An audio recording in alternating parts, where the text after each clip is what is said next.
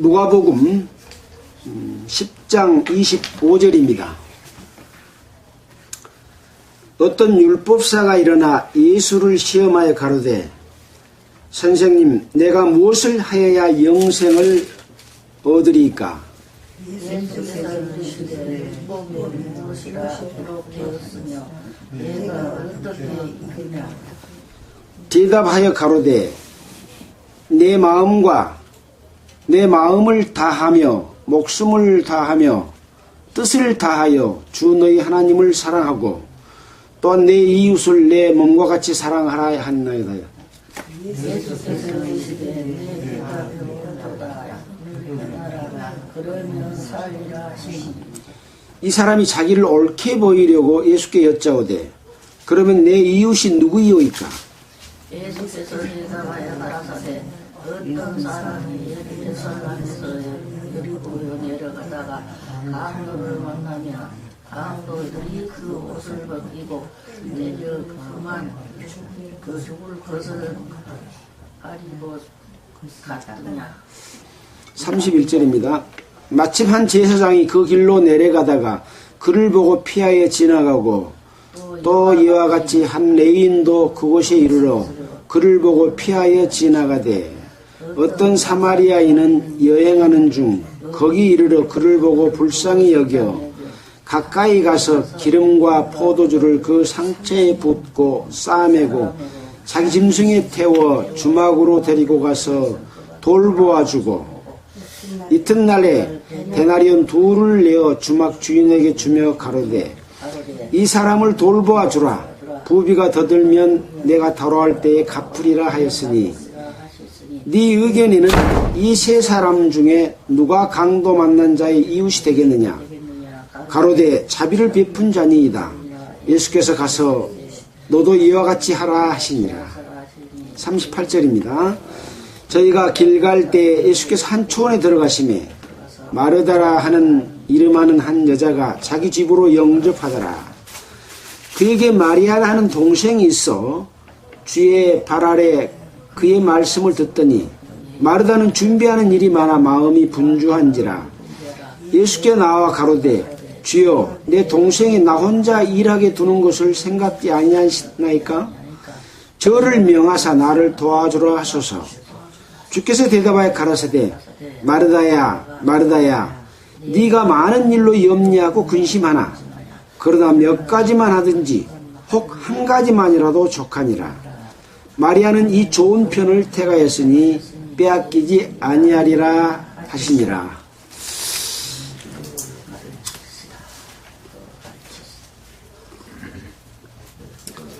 오늘이 4월 16일입니다.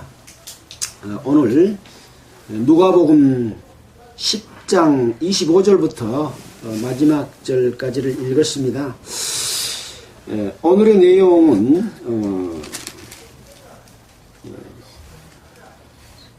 자비를 베푼 사마리아 사람과 또 마르다와 마리아에 대한 그런 내용을 기록해 놓은 말씀입니다. 지금 누가복음 10장을 공부하러 하고 있습니다. 10장에 보면 이후에 예수께서 달리 70인을 세우시고 각처로 복음을 전파하도록 보낸 일이 기록이 되어 있죠. 그 이전에는 어땠습니까? 예수님께서 제자들을 내보내어 복음을 전파하게 하셨고 또 그런 가운데서 예수님을 따르는 자들, 따르고자 하는 자들이 어떤 마음을 가져야 될 것인가에 대해서 이야기를 하셨습니다. 어떤 사람은 내 아버님께서 돌아가셨으니 장사를 지내고 예수님을 따르겠습니다 했고, 또 어떤 사람은 내가 집에 가서 가족들에게 인사하고 그리고 예수님을 따르겠습니다 했지만은 예수님께서는 손에 쟁기를 잡고 뒤를 돌아보는 자는 하나님의 나라에 합당치 않다라고 말씀을 하셨습니다. 이 세상에 어떠한 일도 예수 그리스도께서 하늘나라의 복음을 전파하는 그 일에 다른 것 때문에 그것을 소홀히 할 수 없는, 먼저 그 나라와 그 의를 전파하는 일에 대해서 예수님은 그것을 자격으로 말씀을 하고 있습니다. 그래서 예수님을 따르고 천국 복음을 전하는 자들의 그 가져야 될 태도는 쟁기를 잡고 뒤를 돌아보지 않는 것이다. 그 이후에 이제 다시 70인을 보내시면서도 전도인이, 복음을 전하는 자가, 지금으로 말하면 목사가 어떤 자세로 이 전도를 해야 될 것인가 하는 전도인의 지침서를 말씀해 주고 있습니다. 이것을 요약해 보면 전대나 주머니나 지팡이나 신을 여유분을 가지고 다니지 마라. 또 길에서 아무에게나 문안하지 말라. 어느 집에 들어가든지 그 집에 들어가면 이 집이 평안할지어다 하라. 또 그 집에서 유하며 주는 것을 먹고 마시라. 또 이 집에서 저 집으로 옮기지 말라. 어느 동네에 들어가든지 너희를 영접하거든 차려놓은 것을 먹고 마시고 또 병을 고치고 하나님의 나라가 가까이 왔다 하라. 영접지 아니하거든 그 집에서 거리로 나와서 말하되 너희 동네에서 우리 발에 묻은 먼지도 너희에게 떨어버리노라. 그러나 하나님의 나라가 가까이 온 줄 알라 하라. 이렇게 전도인에게 어떤 지침서를 이렇게 줬습니다. 이것은 누구 말씀입니까? 예수님이 직접 하신 말씀이기 때문에 마태복음에서는 명하여 가라사대, 명령하여 말씀하셨다, 그렇게 기록을 했고, 이 누가복음에서는 명령이란 말은 쓰지 않았지만은 이와 같이 여러 가지 내용들을 반드시 지켜야 될 것을 말씀해 놓으셨습니다. 예수님이 명하신 그 지침서대로 하지 않으면 예수님이 제자로서 합당치 않는 것이 되고, 사람들이 예수의 복을 전하고 예수 그리스도의 능력으로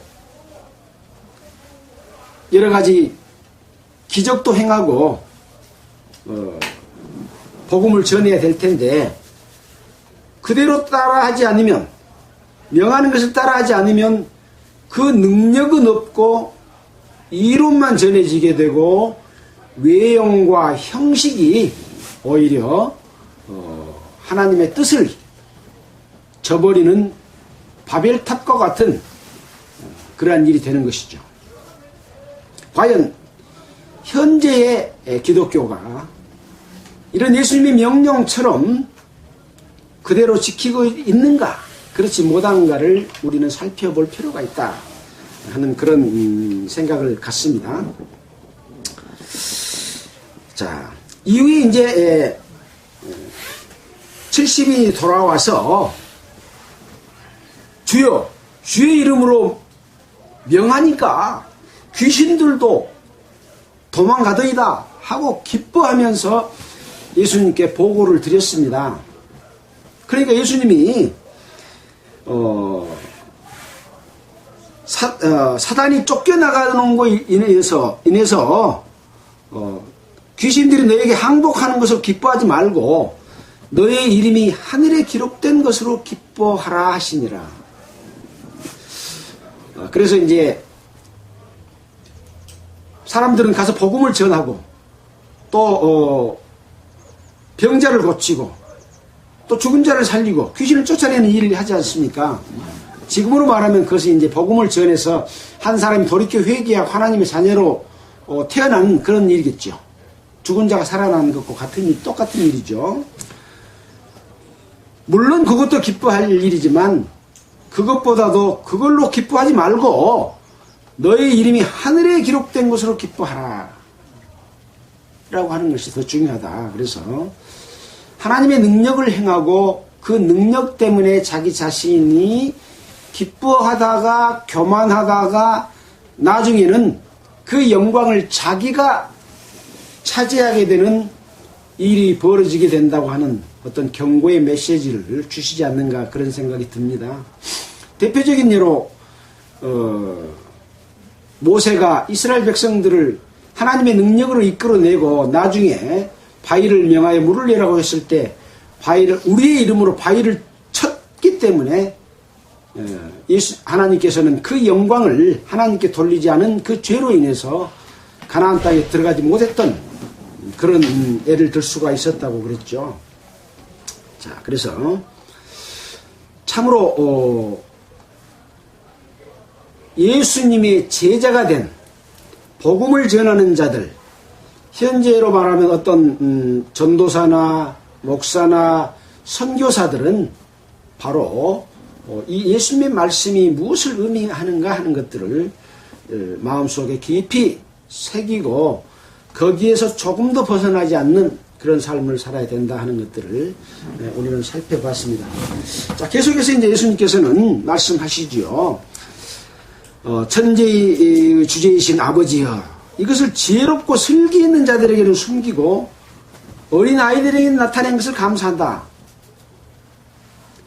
당시에 유대교를 믿는 서기관과 바리새인들, 대제사장들 이런 사람들은 자기들 스스로가 지혜 있다고 생각했고 자기들은 하나님을 잘 공경한다고 생각했지만 예수님께서는 그들을 향해서 독사의 자식들이다 라고 말을 했던 것들 우리를 생각해 본다면 세상의 지혜, 종교의 지혜가 아니라 정말로 하나님 앞에 어린아이와 같은 단순한 마음으로 그 말씀을 받아들이는 그들에게만이 하나님 아버지께서 그 뜻을 분명하게 일러주신다라는 것을 말씀해 주십니다. 그래서 이렇게 되는 것이 아버지의 뜻입니다. 아버지께서는 모든 것을 내게 주셨으니 아버지 외에는 아들이 누군지 아는 자가 없다. 그때 당시 세상에는 많은 사람들이 살고 있었습니다. 그러나 아버지 외에는, 하나님 외에는 이 아들을, 예수 그리스도를 아는 자가 없고 또 아들과 또 아들의 소원대로 계시를 받은 자 외에는 아버지를 아는 자가 없다. 실제적으로 아들도 알아보지 못하고 하나님도 제대로 알아보지 못한다. 그러나 누가 알아봐요? 계시를 받은 자는 알아보는 거죠. 그래서 이렇게 말씀하십니다. 제자들을 향해서 종용이 이르시되 너희의 보는 것을 보는 눈은 복이 있도다. 제자들은 예수님을 보고 있잖아요. 무엇을 보고 있습니까? 예수님의 얼굴을 볼까요? 여기서 말씀하시는 보는 눈이라고 하는 것은 바로 예수님이 하나님의 아들이라고 하는 것을 아는 것이죠. 메시아라고 하는 것을 아는 것이죠. 또 우리 죄를 용서해 주시러 오신 분이라고 하는 것을 아는 것이죠. 그래서 예수님을 바로 보는 그들을 향해서 보는 눈은 복이 있다라고 말하는 것이죠. 그러면서 내가 너희에게 말하노니 많은 선지자와 임금이 너희 보는 바를 보고자 했으되 예수님을 보고자 했으되 보지 못하였다. 또 너희가 지금 듣고 있는 이 말, 예수님이 하신 말씀을 직접 듣고자 했으되 듣지 못하였다. 그런데 지금 너희들은 듣고 있지 않냐? 내가 누군지 알고 있지 않냐? 베드로의 고백을 통해서 또 여기 예수님을 따르는 제자들을 통해서 그런 말씀을 하고 계십니다. 자, 이런 상황 가운데서 또 어떤 교훈을 우리에게 주는지 우리는 아주 마음을 집중해서 어린아이와 같은 마음으로 우리는 말씀을 살펴봐야 되겠죠. 자, 오늘 읽은 말씀 살펴보겠습니다. 어떤 율법사가 일어나 예수를 시험하여 가로되 선생님, 내가 무엇을 하여야 영생을 얻으리까? 누구요? 율법사지요. 율법사는 율법을 가르치는 사람입니다. 아마 바리새인들이 가장 율법을 잘 지킨다고 생각하는 사람들이죠. 또 서기관들일 수도 있겠습니다. 자, 선생님, 무엇을 하여야 영생을 얻으리까? 이렇게 물어봤어요. 그랬더니 예수께서 이르시되 율법에 무엇이라고 기록되었으며 네가 어떻게 읽느냐? 그러고 이제 물어보니까 이 율법사가 대답을 합니다. 대답하여 가로되 네 마음을 다하여 목숨을 다하여 힘을 다하여 뜻을 다하여 주 너희 하나님을 사랑하고 또한 네 이웃을 네 몸과 같이 사랑하라 하였나이다. 이게 율법에 기록된 내용입니다. 라고 대답을 합니다. 자, 이것은 인용된 말씀을 그대로 대답한 내용이죠. 그래서 신명기 6장 5절에 보면 이와 똑같은 내용이 나와 있습니다. 굳이 시간이 없기 때문에 찾아보지는 않겠습니다. 자, 마음을 다하여 목숨을 다하여 힘을 다하여 뜻을 다하여 주 너희 하나님을 사랑하고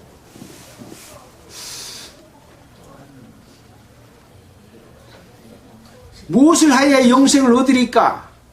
라고 물어봤을 때 이렇게 하라는 이야기죠. 또 한 가지, 네 이웃을 네 몸과 같이 사랑하라. 이렇게 하라고 기록되어 있습니다. 그렇게 이제 대답을 하니까 예수님께서 네 대답이 옳도다. 이를 행하라. 그러면 살리라. 앞에 물어보기는 어떻게 해야 영생을 얻으리까 그랬는데 이렇게 하면 네가 살리라. 산다고 하는 것은 영생을 이야기하겠죠. 예.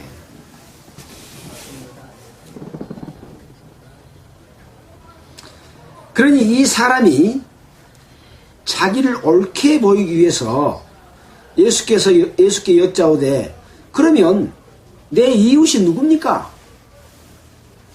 내 이웃을 내 몸과 같이 사랑해야 되겠는데 내 이웃이 누굽니까? 그러고 물어본 거예요.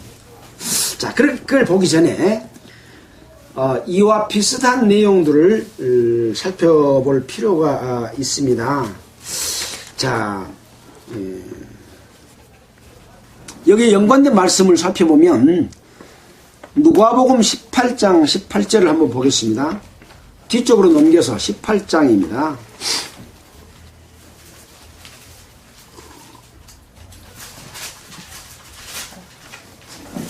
18장 18절에 보니까 여기는 어떤 관원이 물어 가로되 선한 선생님이여 내가 무엇을 하여야 영생을 얻으리까?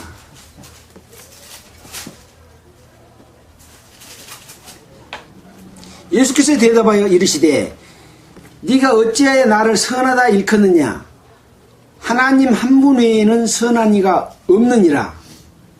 네가 계명을 안 하니 간음하지 말라, 살인하지 말라, 도적질하지 말라, 거짓 증거하지 말라, 네 부모를 공경하라 했느니라. 여짜오되 이것은 내가 어려서부터 다 지켰나이다. 예수께서 이 말을 들으시고 이르시되 네가 오히려 한 가지 부족한 것이 있으니 네게 있는 것으로 다 팔아 가난한 자들에게 나눠주라. 그리하면 하늘에서 보화가 너에게 있으리라. 그리고 와서 나를 쫓으라 하시니 그 사람이 큰 부자인 고로 이 말씀을 듣고 심히 근심하더라. 그러니까 이 부자의 어떤 관원, 재물이 많은 부자 관원이 여기서도 또 역시 뭐라고 물어봤어요? 무엇을 하여야 영생을 얻으리까? 이렇게 물어본 거죠. 그러니까 십계명에 관한 간음하지 말라, 살인하지 말라, 도적질하지 말라, 거짓 증거하지 말라, 부모를 공경하라, 이것을 지켜야 한다고 하니까 내가 어려서부터 다 지켰습니다. 그렇게 사실 다 지켰겠습니까? 아마 지키지 못했을 겁니다. 그러니까 예수님께서 네게 있는 것을 다 팔아서 가난한 자에게 나눠주고 그리고 나를 쫓으라 하시니까 재물이 많은 거로 근심하고 아마 떠나갔습니다. 결국 이 부자 관원은 영생을 얻었겠습니까? 못 얻었겠죠. 자, 또 마태복음 19장 16절을 보겠습니다. 마태복음 19장 16절 비슷한 내용입니다. 이 지금 우리가 읽는 내용을 보다 더 정확하게 이해하기 위해서는 비슷한 내용들을 함께 살펴보는 것이 필요하기 때문에 봅니다. 19장 16절. 자, 여기서는 재물이 많은 청년이 이제 예수님께 나와서 내가 무슨 선한 일을 하여야 영생을 얻으리까? 오늘 읽었던 내용하고 똑같은 그런 질문으로 물어봤습니다. 무슨 선한 일을 하여야 영생을 얻으리까? 그러니까 예수님께서 방금 읽었던 누가복음 18장에 있는 말처럼 어째 선한 일을 내게 묻느냐? 선한 이는 오직 한 분뿐이다. 하나님 한 분밖에 없다.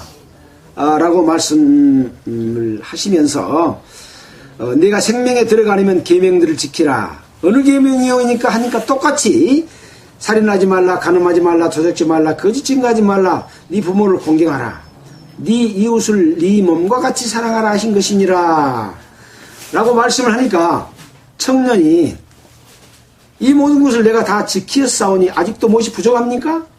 라고 말을 했을 때 또다시 누가복음 18장에 있는 내용처럼 네 소유를 팔아 가난한 자들에게 주라. 그리하면 하늘에서 보화가 내게 있으리라. 그리고 와서 나를 쫓으라 라고 말을 하니까 그 청년이 재물이 많으므로 이 말씀을 듣고 근심하며 가니라 그랬습니다. 결국 이 부자 청년도 무슨 선한 일을 해야 영생을 얻으리까 하니까 이것을 지켜라. 그리고 다 팔아서 주고 나를 쫓으라. 이 사람이 선한 일을 해서 영생을 얻을 수 있다는 이야기입니까? 못 얻지요. 질문 자체가 잘못된 겁니다. 하나님 앞에 어떻게 선한 일을 해서 네가 천국에 갈 수 있다고 말하냐? 율법을 다 지켜라. 그리고 네 이웃을 네 마음과 같이 사랑해라. 다 지켰습니다. 그러면 네 재물을 다 팔아서 주고 나를 쫓으라. 그러니까 근심하며 갔습니다. 자기의 선한 행위로 영생에 이룰 수 없다고 하는 것을 여러 가지 계명들을 통해서 증명해 주고 있는 것이죠. 질문이 다 잘못된 겁니다. 어떻게 하여야 영생을 얻으리까? 이렇게 물어봤으면 주 예수를 믿으라. 그리하면 너와 네 집이 구원을 얻으리라. 이렇게 대답을 해 주셨을 겁니다. 예. 어떤 선한 일을 하여야 영생을 얻으리까? 지금 세상에 있는 많은 사람들은 하나님이 무슨 소용이 있냐? 내가 선하게 살고 죄 안 짓고 사회에 봉사 잘하고 그러면 당연히 천국이 있으면 천국 가는 것이고 극락이 있으면 극락 가는 것이지 어떻게 왜 하나님을 믿을 필요가 있냐. 그러나 예수님께서는 이 세상에 선한 사람은 아무도 없다. 그래서 십계명을 주신 것이죠. 십계명의 첫째 번은 하나님을 공경하는 것입니다. 첫 번째, 두 번째, 세 번째, 네 번째, 세 번째까지 하나님을 공경하라 하는 것이죠. 우상 숭배하지 말라는 것이죠. 여호와 하나님의 이름을 망령되이 하지 말라는 것이죠. 우주 만물을 창조한 하나님이 살아계시고 역사하시고 모든 시작과 모든 존재의 모든 근원이 되시는 그 하나님을 알지 못하고서는 영생을 얻을 수도 없고 영원한 삶을 살 수도 없는 것이죠. 다섯 번째 계명은 네 부모를 공경하라. 여기에도 하나님의 뜻이 들어있습니다. 부모 없이 이 세상에 태어난 사람이 있습니까? 없잖아요. 하나님 없이 이 세상에 태어난 사람이 있습니까? 하나님 없이 우주 만물이 창조된 경우가 있을 수 있습니까? 사람들은 우주 만물은 저절로 생겼다. 그리고 그 질서를 따라서 우주가 형성돼서 제 궤도로 쫙 돌아가고 있고 모든 식물들도 그냥 스스로 났고 사람은 저 아메바에서 진화돼가지고 이런 고등동물인 사람이 됐다. 이렇게 이야기를 하죠. 그러나 성경에서는 하나님께서 창조했다. 태초에 하나님이 천지를 창조하시니라. 첫째 날, 둘째 날, 셋째 날 쭉 창조의 과정을 설명하고 동물과 식물을 그 종류대로 만들었다고 말씀하고 계시죠. 이 세상에 어떠한 책도 이렇게 창조했다고 하는 것을 말한 책은 없습니다. 근데 나중에 과학이 발달해서 보니까 모든 동물과 식물들은 종류대로 창조됐다고 하는 것이 증명이 돼야 안 돼요? 됩니다. 원숭이가 진화해서 사람이 됐다. 원숭이 피를 빼가지고 피가 부족한 사람에게 수혈을 하면 즉시 응고돼서 즉사해버립니다. 원숭이하고 사람은 근본적으로 다릅니다. 이것이 나중에 DNA가 각기 다르다고 하는 것이 증명이 됐고 염색체도 다르고 다 다르기 때문에 같을 수가 없는 거죠. 따로 창조됐다고 하는 것이 다 증명이 된 사실들입니다. 그러나 하나님 믿기 싫어. 하나님이 계시면 내가 내 마음대로 내 주관에 따라서 내 가치에 따라서 살아야 될 텐데 하나님의 가치에 나를 맞춰야 되기 때문에 하나님이 없다 그렇게 사는 것이죠. 내가 그동안에 배워온 학문적 지식, 경험 이 모든 것들이 나를 인생을 풍요롭고 여유있고 가치있게 살아가게 해줄 것이다 라고 지나치게 자기 자신을 믿는 거죠. 그 사람은 자기가 태어날 때 자기가 태어나고 싶어서 태어난 사람일까요? 그 역시도 자연의 법칙, 생명의 법칙 가운데 부모 밑에서 그 사랑의 결과에 따라서 태어난 거죠. 자기가 태어난지도 모르고 죽을 때는 자기가 죽고 싶은 시점을 알아요? 몰라요. 이 세상에 왔다가 가는 그 근원 마지막도 모르는 그런 사람이 내 인생은 내 거니까 내 맘대로 살아야 되겠다고 하고 사는 것이죠. 이것이 바로 하나님 앞에 가장 큰 죄라고 하는 것이죠. 하나님을 떠나서 자기 마음대로 사는 것이죠. 부모를 떠나서 자기 마음대로 사는 것이 불효인 것과 똑같은 것이죠. 자, 이런 근원들을 우리는 살펴볼 필요가 있는 것이죠. 자, 그래서 다시 이제 누가복음 10장으로 돌아왔습니다. 자, 내 이웃을 내 몸같이 사랑하라 하였나이다. 그러면 이를 행하라. 그렇지만 결국은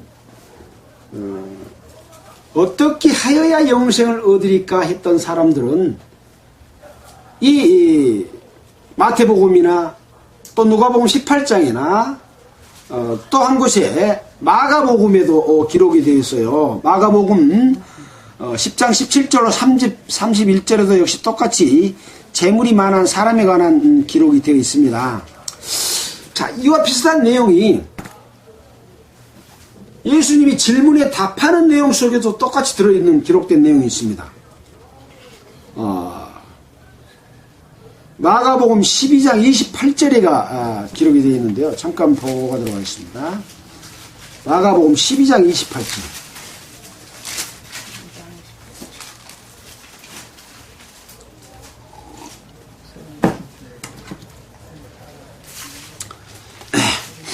자,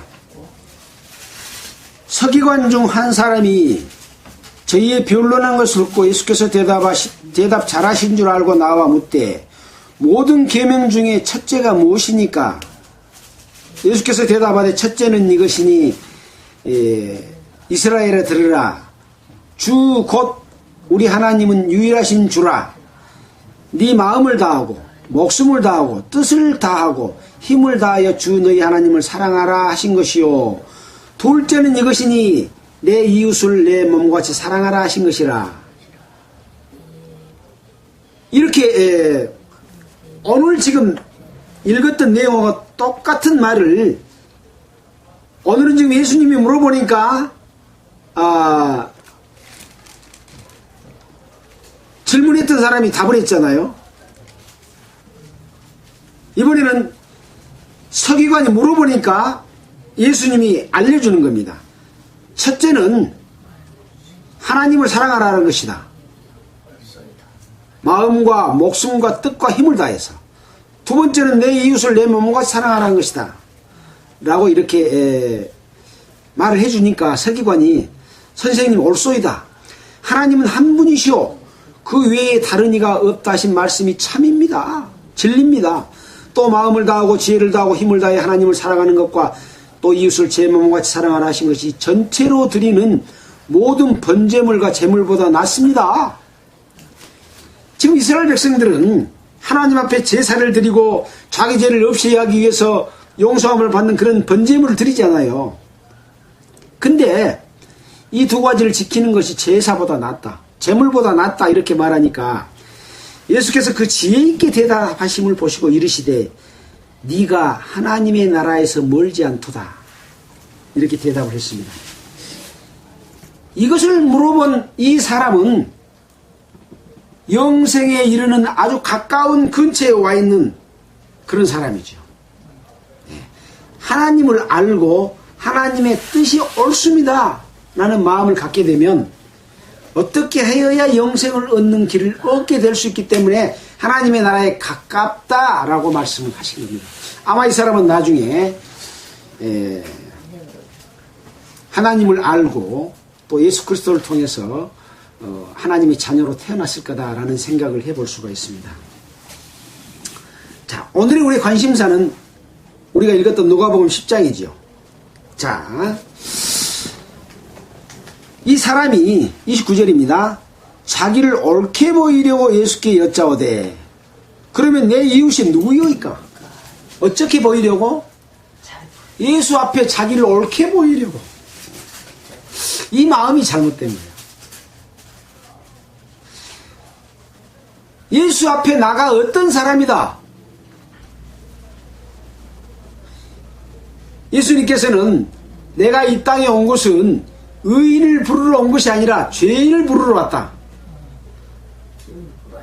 병든 자는 의원이 필요하지만 병들지 않는 자는 의원이 필요 없지 않냐.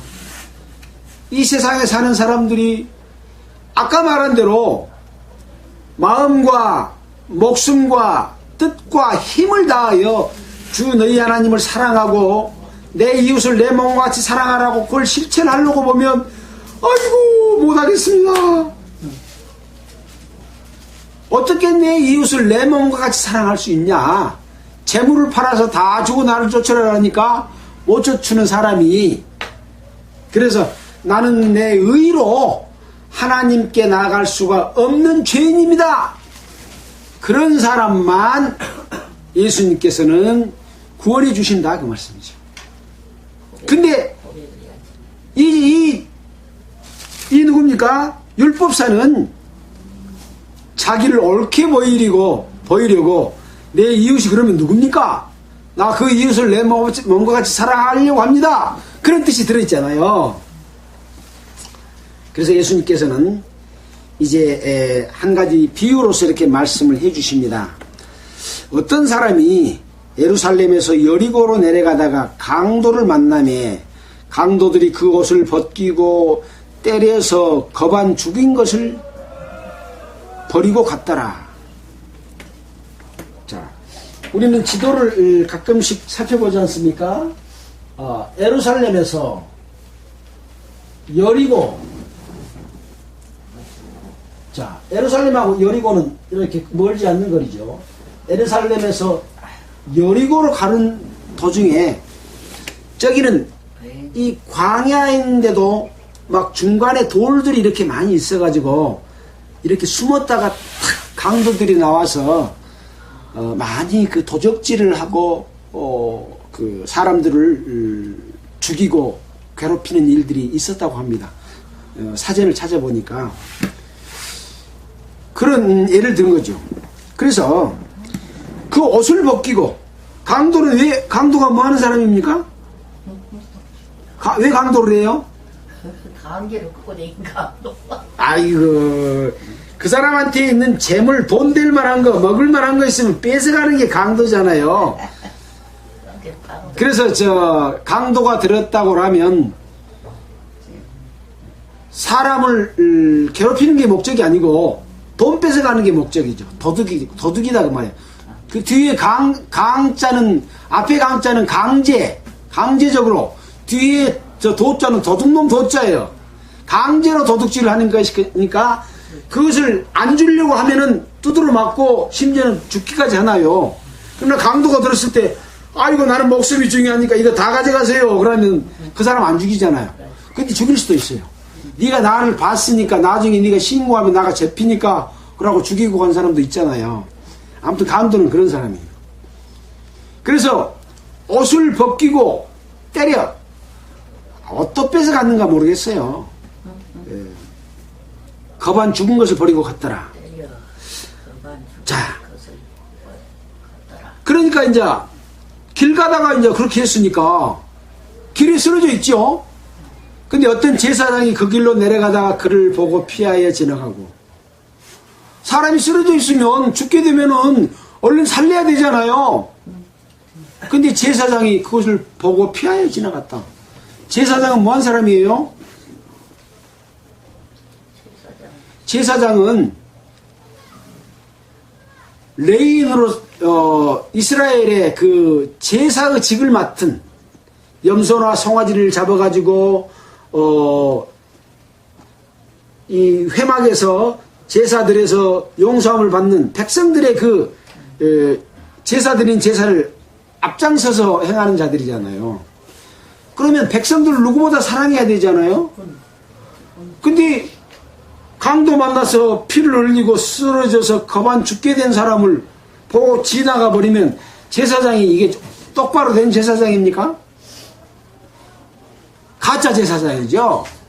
자기 자신만을 생각하고 아까 말한 대로 마음과 목숨과 힘과 뜻을 다하여 하나님을 사랑하지 못하는, 또 내 이웃을 내 몸과 같이 사랑하지 못하는 그런 제사장이죠.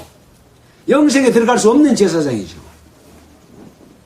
자, 또 이와 같이 한 레인도 그곳에 이르러, 레인은 이스라엘의 레위 지파로서 어떤 성결례를 행하고 주로 레인들이 제사를 지내는 그런 역할을 맡았습니다. 그래서 이 사람들도 역시 이스라엘 백성들 중에서 이런 제사의 역할을 맡으면서 이스라엘 백성들 죄를 없애게 하는 그런 절차들을 행하는 사람들이죠. 근데 이 레인도 어쨌다고요?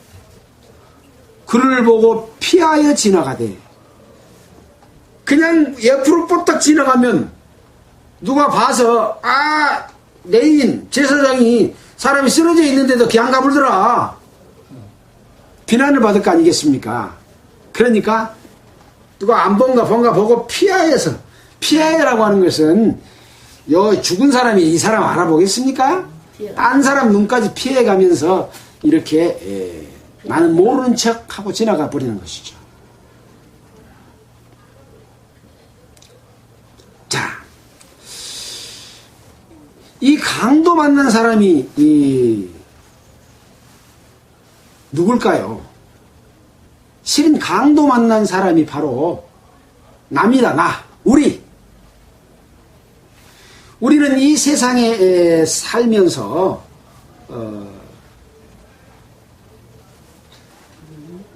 우주 만물을 창조한 하나님을 올바르게 섬기는 이 생명을 얻어야 될 사람이잖아요.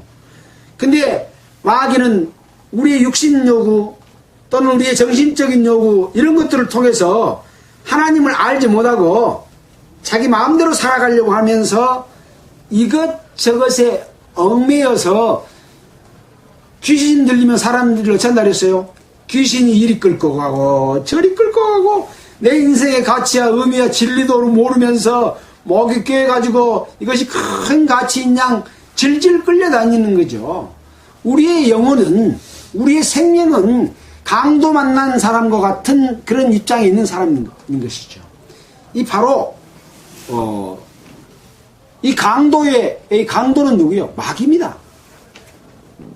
우리의 생명을 빼앗는 우리의 귀한 것을 가치 있는 것을 빼앗아가는 진리를 빼앗아가는 강도지요. 우리의 보물은 무엇입니까? 천국은 마치 밭에 감춘 보화 같으니 이 보화는 영원히 살 수 있는 영생 하늘나라에 갈 수 있는 그 생명을 얻는 것. 그래서 예수님께서 이 땅에 오셔서 진리를 알지 진리가 너희를 자유케 하리라. 내가 이 땅에 온 것은 너희로 영생을 주려 하게 합니다. 너희가 영생을 얻기를 위하여 내게 나오지만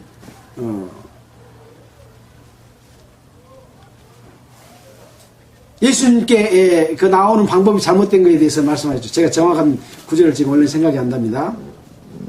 예수님께서는 영생을 주러 오신 것이죠. 자, 그런데 또 이와 어떤 사마리아인은 33절입니다.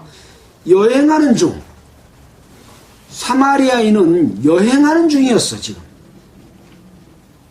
그걸 지나가는 거예요.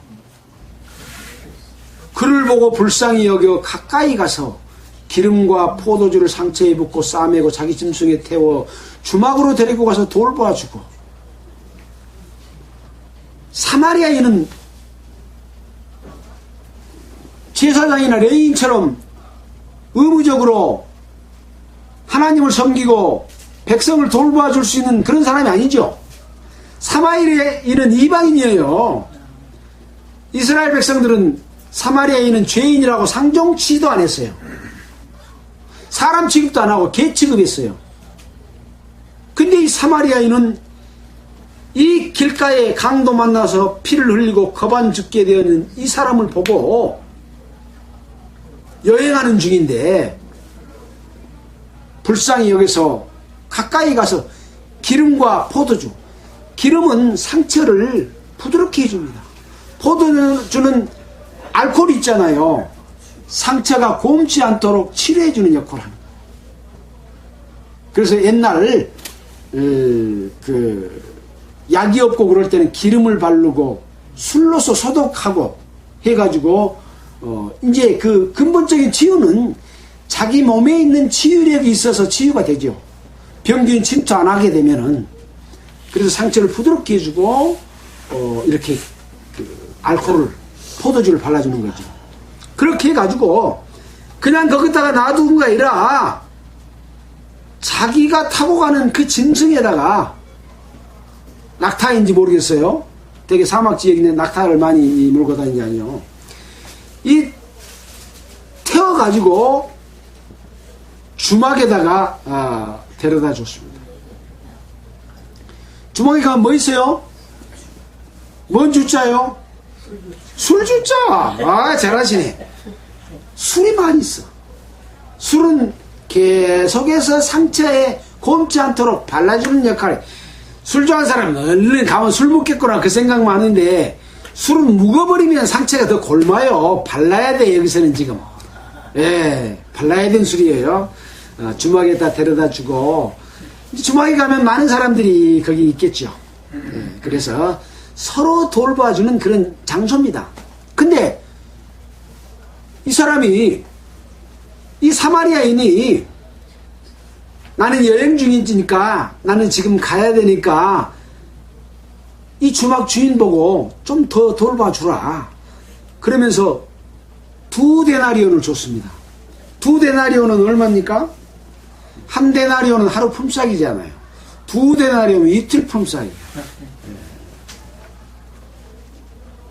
자, 그래서 나중에 내가 다시 돌아와서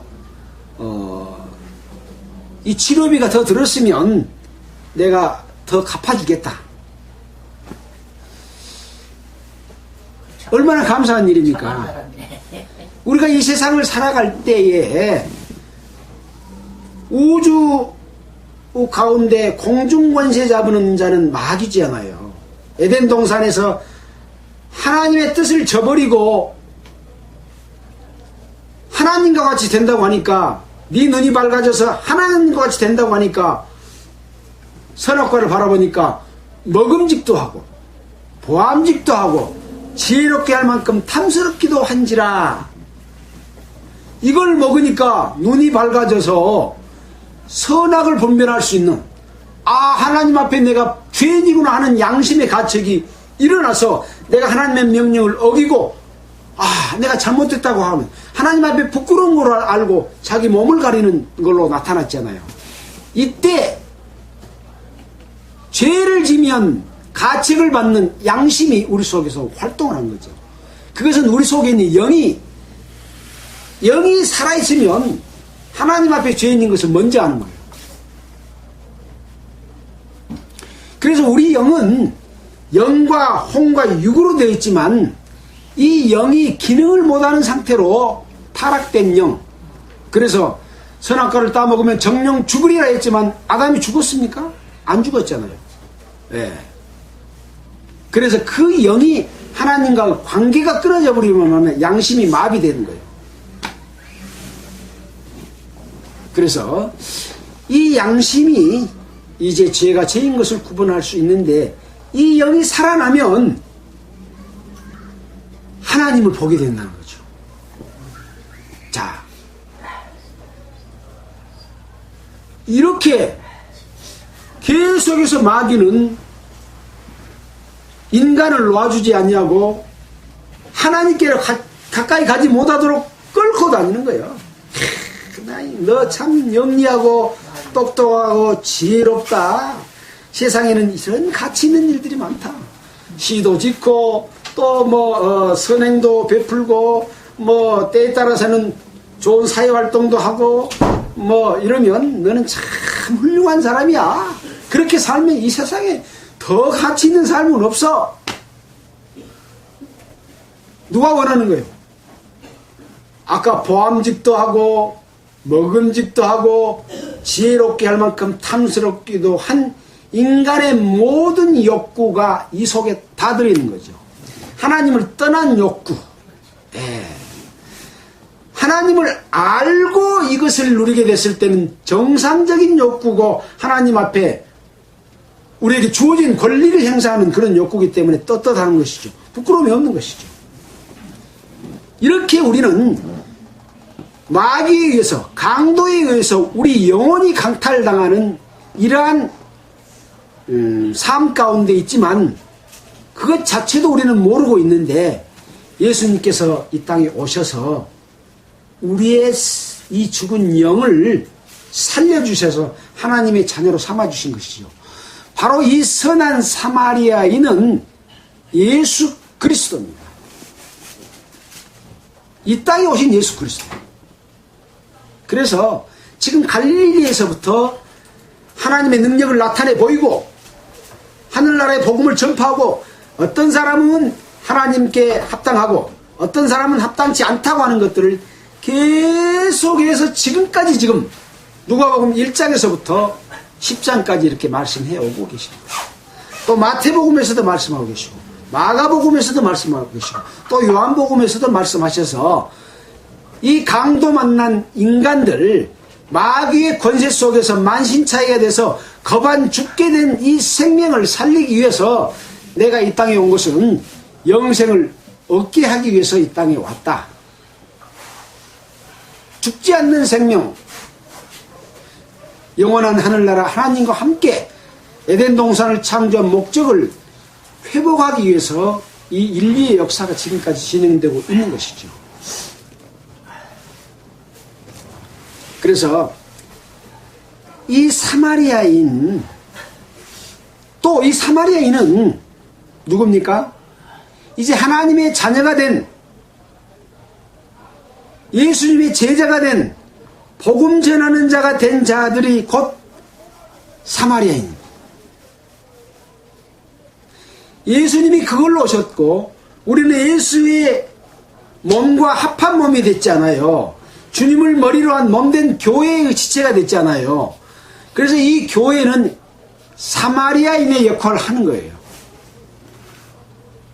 병든 자를 싸매주고 감싸주고 죽은 생명을 살리는, 그래서 함께 하나님의 영광에 참여하게 되는,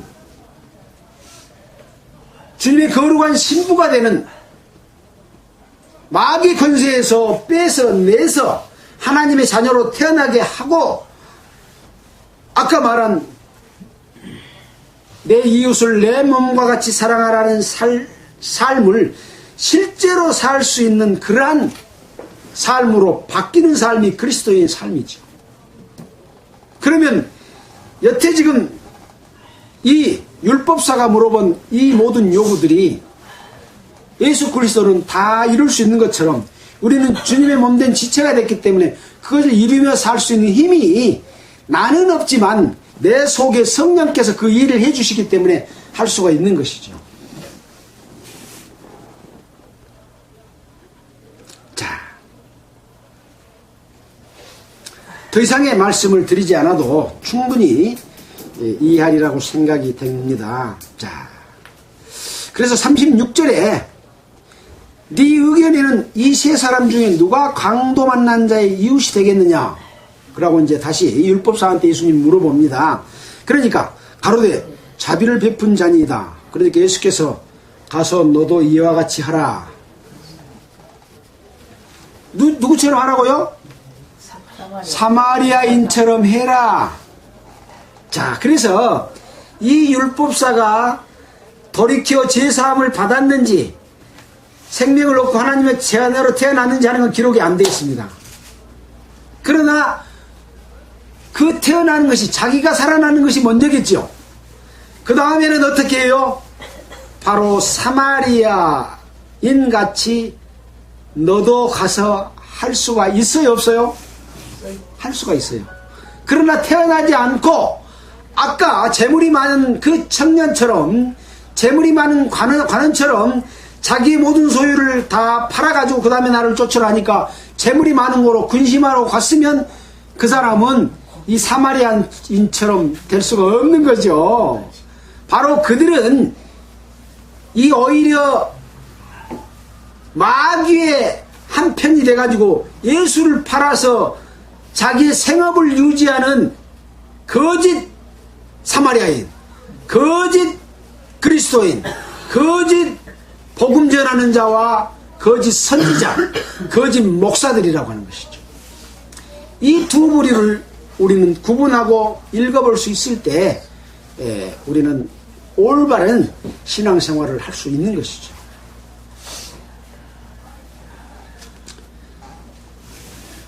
시간이 짧습니다. 마르다와 마리아에 대해서는 11장 하면서 같이 한번 살펴보도록 하겠습니다. 항상 좀 시간이 짧은 것을 많이 느낍니다만은 이해를 해주시고, 시간 조절하기가 참 쉽지를 않습니다. 그래서 나중 시간으로 돌리겠습니다. 기도하겠습니다. 하나님 아버지 감사합니다. 우리가 무엇이간데 하나님을 보게 해주시고 예수 그리스도가 하나님의 아들인 것을 또 말씀을 통해서 보고 알게 해주신 것 감사드립니다. 우주 만물을 보고 하나님이 살아계신 것을 알 수 있도록 해주신 것을 감사드립니다. 또 오늘은 누가복음에 있는 율법사가 예수님께 묻는 질문을 통해서 네가 마음을 다하고 목숨을 다하고 힘을 다하고 뜻을 다해서 하나님을 사랑하고 또 이웃을 내 몸과 같이 사랑하라고 하신 그 뜻을 설명하시면서 사마리아인이 한 내용을 우리에게 말씀해 주셨습니다. 형식적으로는 예수 그리스도를 위해서 사는 것처럼 하는 이스라엘 백성을 위해서 사는 것처럼 하는 제사장이나 레위인들, 이들은 가짜 종교인들이고 그들은 자기들의 배와 권력을 위해서 예수의 이름을 팔아먹는 자들인 것을 우리에게 일깨워 주신 것을 감사드립니다. 참으로 이 사마리아인처럼 그들에게는 이방인이라고 개 취급을 당하고 상종도 안 해주지만 불쌍한 생명을 치료해서 주막에 맡기고 또 나중에 부비가 더 들면 갚아주시겠다고 하는 만큼 그분이 바로 예수 그리스도인 것을 알게 해주신 것을 감사드립니다. 또한 너도 가서 이와 같이 하라고 하는 말씀 가운데서 우리가 바로 사마리아인인 것 같은 예수님과 같은 예수님의 몸된 지체로서 이렇게 살아야 될 것을 알려주신 것을 감사드립니다.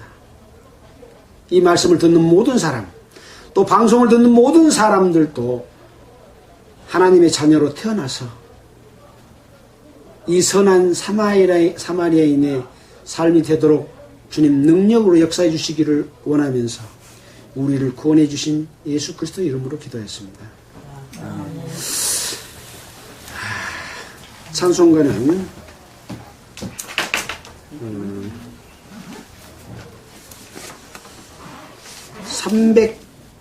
355장 하겠습니다.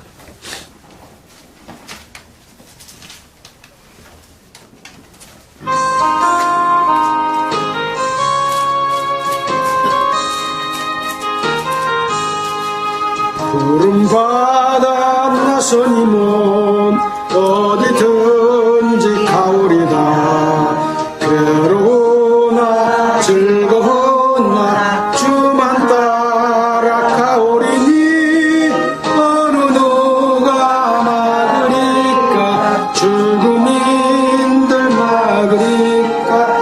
어느 누가 막으리까. 죽음인들 막으리까. 아굴 골짝 힘들어도 복음 들고 가오리다. 소돔 같은 거리에도 사랑 안고 찾아가서 종의 몸에 지닌 것도 아낌없이 드리리라. 종의 몸에 지닌 것도 아낌없이 드리리라. 존귀 영광 모든 권세 주님 홀로 받으소서. 멸시천대 십자가는 제가 지고 가오리다. 이름 없이 빛도 없이 감사하며 섬기라. 이름 없이 빛도 없이 감사하며 섬기리라.